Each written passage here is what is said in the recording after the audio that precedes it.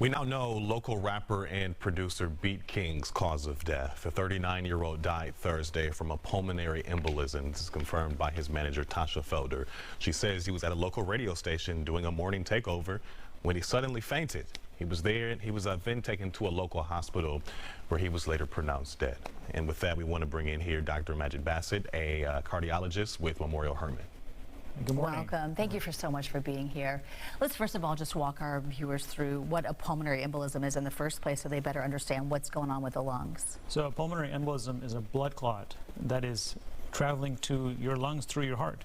Usually comes from your legs. Usually you'll see symptoms like shortness of breath, chest tightness, or dizziness. Are there any warning signs far before this?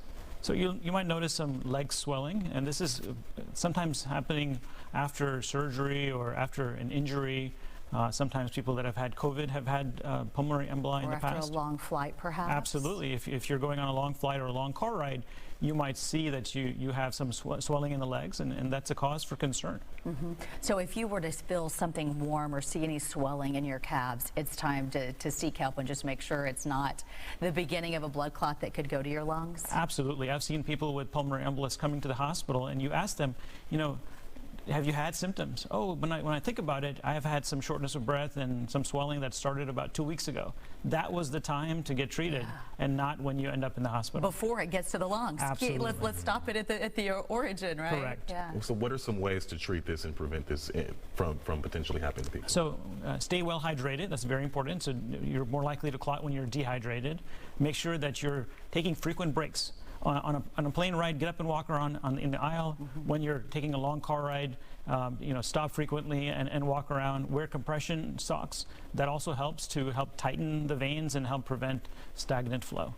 What about treatment options for something like this? So once you know that you have pulmonary embolus or a blood clot in your legs, then using blood thinners. Mm-hmm. And nowadays this is very important, we have the ability to go in there with a special catheter and actually suck it out. And so that's shown remarkable improvement in people's health. Anything else that viewers should keep in mind when it comes to this, just when it comes in their health overall? It's very important to listen to your body. Your body talks to you, but sometimes people don't necessarily listen or ignore those symptoms. And have a trusted doctor, healthcare professional that's readily accessible to you so that you can talk to them and say, hey, I don't feel well. Tell me, what do you think about this? I know it's hard to probably put stats on it, but what is the likelihood that you can survive a pulmonary embolism if you get help quickly at the first sign of any symptoms? It's really, honestly, almost 100%. It's very successfully treated, but again, it's very important to get to it while it's still small. Mm-hmm. Once it becomes large, then it's much harder to treat. All right, important to know. Thank you for taking time, Dr. Basit from Memorial Hermann, to help us out with this today. Anytime we lose somebody who has high profile, I think it's so important for us to learn and hopefully save lives because of it. Thanks.